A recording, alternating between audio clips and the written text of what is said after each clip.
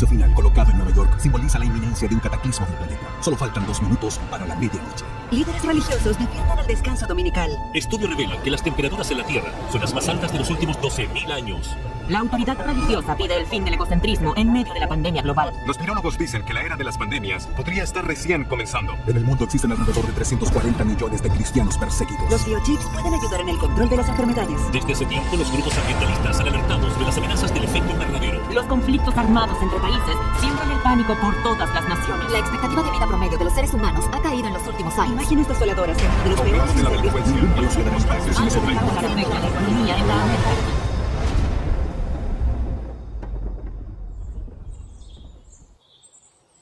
Gracias al Señor por la oportunidad que nos da de estar aquí reunidos hoy nuevamente, gracias a su favor, a su misericordia, a todas las bendiciones que Él derrama sobre nosotros.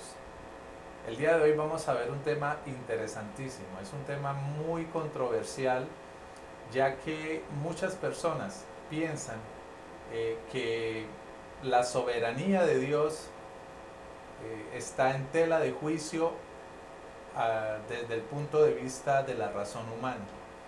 Y vamos a ver a la luz de la palabra que la soberanía de Dios es absoluta. Y no tenemos por qué dudar, ya que Él es perfecto. Y todo lo que Él decide es perfecto y es para el bien de todos los seres humanos. Por eso he titulado el tema de hoy, la soberanía en el universo. Y no solo en la Tierra, sino en el universo entero. Porque la Tierra hace parte de un infinito universo en donde todo está bajo el dominio y el control del Padre Celestial. Jehová Dios es absoluto, no está sujeto a ningún agente externo que lo limite o que le dé libertad. En Daniel 4:35 las escrituras nos dicen: todos los hombres de la tierra no son nada comparados con Él. Él hace lo que quiere entre los ángeles del cielo y entre la gente de la tierra. Nadie puede detenerlo ni decirle: ¿por qué haces estas cosas? Él está por encima de todo, lo dice el Salmo 24:1. De Jehová es la tierra y su plenitud, el mundo y los que en él habitan. El mundo está subordinado a su mano. Siempre se hace su voluntad en los cielos y en la tierra. Las Sagradas Escrituras nos lo afirman en el Salmo 135:6, que nos dice: el Señor hace todo lo que quiere, lo mismo en el cielo que en la tierra, lo mismo en el mar que en sus profundidades. Solo hay uno que posee el gobierno inquebrantable, poderoso. El trono de todo el universo es suyo. Su consejo permanece, sus planes se cumplen, sus órdenes se ejecutan. Es incuestionable, es completamente libre. Él es Jehová Dios, que ejerce autoridad sobre toda la creación. Esto es lo que resume que Él es soberano. La mano de Jehová Dios está en todos los asuntos de este mundo y los controla providencialmente para cumplir sus planes. En Génesis 50:20 nos dice las Sagradas Escrituras: ustedes se propusieron hacerme mal, pero Dios dispuso todo para el bien. Él me puso en este cargo para que yo pudiera salvar la vida de muchas personas. Este texto se refiere a la vida de José, ¿recuerdan? Aquel que el Señor lo pasó por todas las tribulaciones que pudo haber pasado ese hombre y luego lo colocó en el trono de Egipto. ¿Y era para qué? Para poder salvar a su pueblo. Sin embargo, amados, todo esto que sucedió con José fue porque él fue obediente a la voluntad de Dios. Él acató la voluntad de Dios y el discernimiento de Dios. Vamos a ver algunos versículos de las Sagradas Escrituras que nos afirman de este perfecto atributo de la soberanía del Padre Eterno. El primero es que solo Él es soberano, el hombre no lo es. En Primera de Crónicas nos dice en el capítulo 29:11 Tuya es, oh Jehová, la magnificencia y el poder, la gloria, la victoria y el honor, porque todas las cosas que están en los cielos y en la tierra son tuyas. Tuyo, oh Jehová, es el reino y tú eres excelso sobre todos. Entonces, solo Él es soberano, el hombre no. Segundo, Él posee el poder y la autoridad para gobernar. Segunda de Crónicas 26 nos dice, y oró diciendo, oh Señor Dios de nuestros antepasados, solo tú eres el Dios que está en el cielo, tú eres el gobernante de todos los reinos de la tierra, tú eres el fuerte y poderoso, nadie puede hacerte frente. Tercero, Dios es soberano en la salvación de los hombres. Apocalipsis 7:10 nos dice, y a grandes voces gritaban, la salvación proviene de nuestro Dios que está sentado en el trono y del Cordero. Cuarto, el Señor es soberano sobre la salud y la enfermedad. Job 5:18 nos dice, pues aunque Él hiere, también venda las heridas, Él golpea, pero sus manos también sanan. El quinto atributo la quinta característica de este atributo es, Él es soberano sobre la riqueza y la pobreza. Primera de Samuel 2:7 nos dice, el Señor da la riqueza y la pobreza, humilla, pero también enaltece. Sexto, todo lo que quiere, Él lo hace. Salmo 115:3, nuestro Dios está en los cielos y puede hacer lo que le parezca. Séptimo, y no necesita pedir permiso. Salmo 50:12, pero no necesito los toros de tus establos ni las cabras de tus corrales, pues todos los animales del bosque son míos y soy dueño del ganado de 1000 colinas. Conozco a cada pájaro de las montañas y todos los animales del campo me pertenecen. Si tuviera hambre no te lo diría a ti, porque mío es el mundo entero y todo lo que hay en él. Hay otra característica, la característica número 8.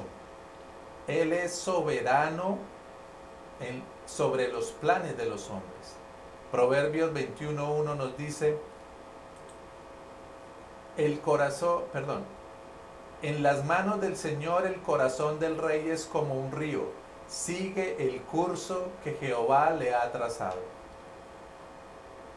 Y quiero detenerme un poco en este último texto de Proverbios 21:1, donde dice que el corazón humano genera muchos proyectos, pero al final prevalecen los designios de Jehová. Amados, todo esto que hemos aprendido de la soberanía de Jehová Dios, en donde las características de este atributo de Él, donde solo Él es soberano, el hombre no, Él posee el poder y la autoridad para gobernar, Él es soberano en la salvación de los hombres, Él es Señor y soberano sobre la salud y la enfermedad, Él es soberano sobre la riqueza y la pobreza, todo lo que Él quiere lo hace, no necesita pedir permiso, Él es soberano sobre los planes de los hombres. Todo esto que hemos aprendido sobre la soberanía de Jehová Dios no nos puede dar una falsa definición de su justicia, pues Él es el único justo. Determinar lo que debo hacer al final, lo que suceda, y decir que es por decisión del Señor, no creo eso. Esto le brinda a la gente una falsa sensación de justificación y podría llegar a decir, me siento justificado haciendo esto porque, tú sabes, toda decisión proviene de Dios. Dios es soberano, Él controla todo, así que cualquier cosa que yo haga tiene que ver con su voluntad. O Dios me ha estado moviendo para hacer esto por alguna u otra razón y quizás yo necesito hacer esto. Puede que sea un pecado, algo que no debo hacer, pero Dios quiere que lo haga, porque por medio de esto Él me va a enseñar una lección, pues Dios sí puede enseñarme cosas productivas de mis errores. No, amados, esto no es cierto. Dios no nos incita a cometer errores. Eso es una herejía, eso está mal, eso es incorrecto pensar que toda decisión es del Señor. les aseguro, porque me conozco a mí mismo, que todos tomamos decisiones que no vienen de Dios, que son pecaminosas, son decisiones rebeldes y que desagradan a Dios. ¿Recuerdas del texto? Proverbios 19:21. El corazón humano genera muchos proyectos, pero al final prevalecen los designios de Jehová. Si tú tomas decisiones y tú piensas en las cosas y tratas de discernir la voluntad de Dios, luego dices, de Jehová viene todo juicio. Es decir, Dios te pedirá cuentas, Dios juzgará de tus decisiones. Es lo que dice aquí. Es una advertencia, no debe ser visto como una declaración que alguien piense que en toda decisión pedirle a Dios, ayúdame con esto, a cualquier decisión que voy a tomar, se sienta Él y debo hacer y debo decir que viene de Dios. No es así, no es lo que dice aquí. Es Dios quien juzgará cada decisión que tomemos. Daré un ejemplo de esto en otro pasaje acerca del faraón. ¿Recuerdan el faraón cuando Jehová Dios quiso sacar a Israel de Egipto? La Biblia nos habla que Dios endureció el corazón del faraón. Algunas personas lo entienden incorrectamente. Ellos creen que Dios necesitaba que Faraón le desobedeciera. Esto no es verdad. Dios siempre quiere la obediencia. Los propósitos de Dios siempre avanzan mejor por medio de la obediencia. El faraón es un gran ejemplo de esto.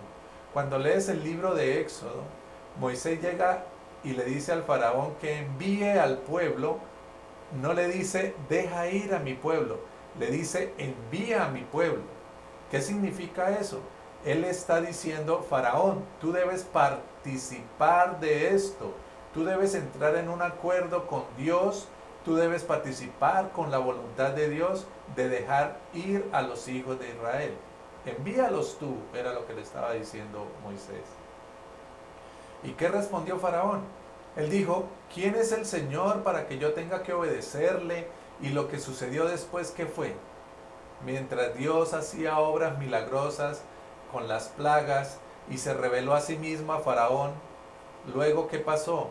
Pasaron las plagas y era lo que le gustaba a Faraón, que pasara todo el problema. Y Faraón le dice que luego Faraón llegó a decir cosas como que es justo y yo he pecado.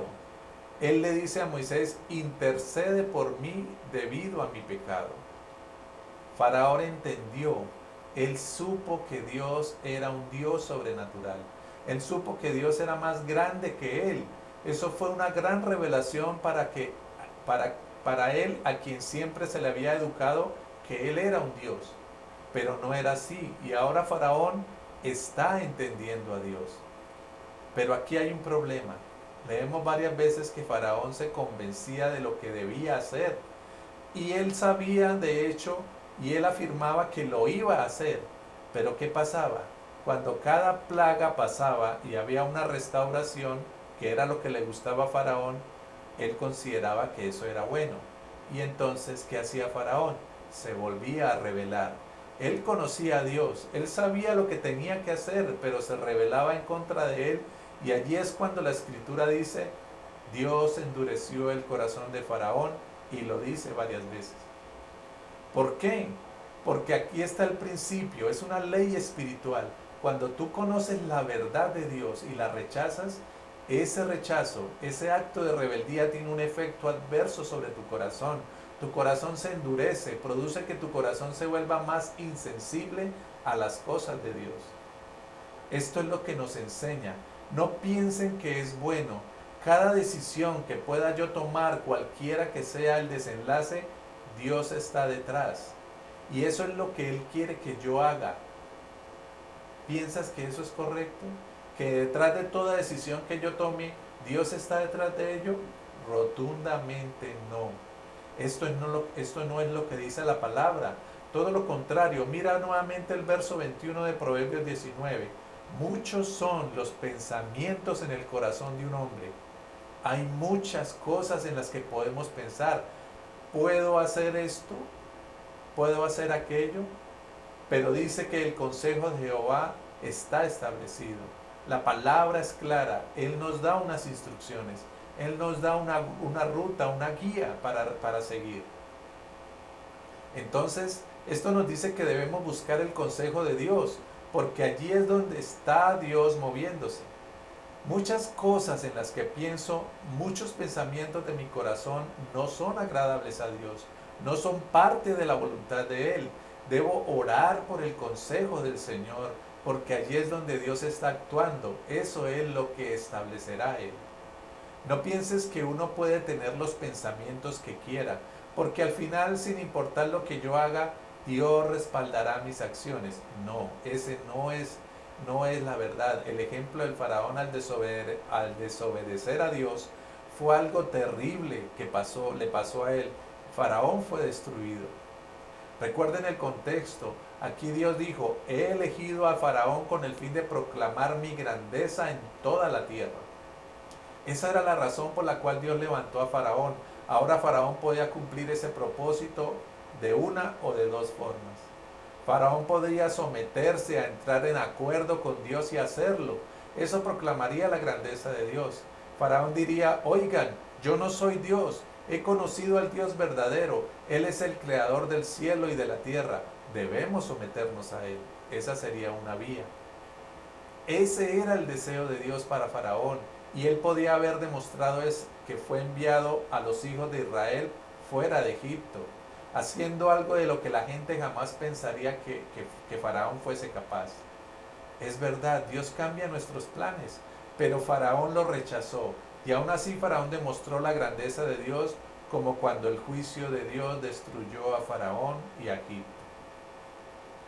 Aquí está el mensaje.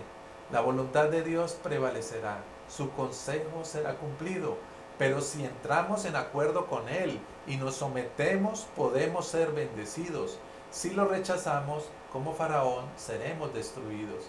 Entonces no hay bendición, no hay recompensa de Dios cuando lo ignoramos y cuando lo rechazamos, sino únicamente cuando entramos con el consejo de Jehová Dios. Entonces, ¿es Dios soberano? Sí lo es, absolutamente soberano.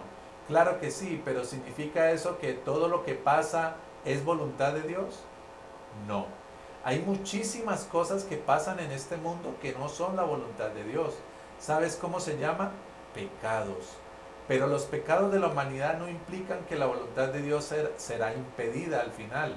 La voluntad de Dios será cumplida, pero aquellos que no se sometieron a Dios, que no recibieron el Evangelio, que lo rechazaron y se rebelaron, van a perderse eternamente. Solo aquellos que le sigan, sí, a Dios, serán bendecidos por el Altísimo Soberano. Aquellos que lo rechacen y le digan que no a Dios serán consumidos por este Dios soberano. Insisto, no todo lo que ocurre en este mundo es porque Dios así lo quiere. El hombre puede actuar y puede actuar en pecado, haciendo cosas que están en contra de la voluntad de Dios. Eso no amenaza ni ataca la soberanía de Dios, porque Dios es libre para permitirlo. Puede usarlo para sus propósitos y lo permitirá por un tiempo, pero al final Dios se moverá en contra de toda rebeldía, de toda desobediencia y de todo pecado.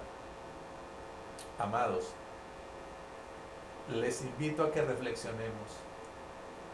Sabemos que Dios tiene el control de todo, pero también sabemos que si seguimos su voluntad, vamos a ser bendecidos y premiados, y que si no lo hacemos, vamos a ser destruidos. Pero tenemos una esperanza bendita, que si creemos en la persona del Señor Jesucristo, en lo que hizo en la cruz, en su muerte y su resurrección, tendremos perdón de pecados y vida eterna. Y muy importante, seguir en esta vida mientras estemos aquí en la tierra, cumpliendo con sus mandamientos, con sus instrucciones, para que podamos recibir ese galardón precioso de la vida eterna. Gracias por estar con nosotros. Gracias por seguirnos. Les invitamos a que compartan este video. Sé que será de bendición para ustedes y para muchos. Dios les bendiga. Paz del Señor.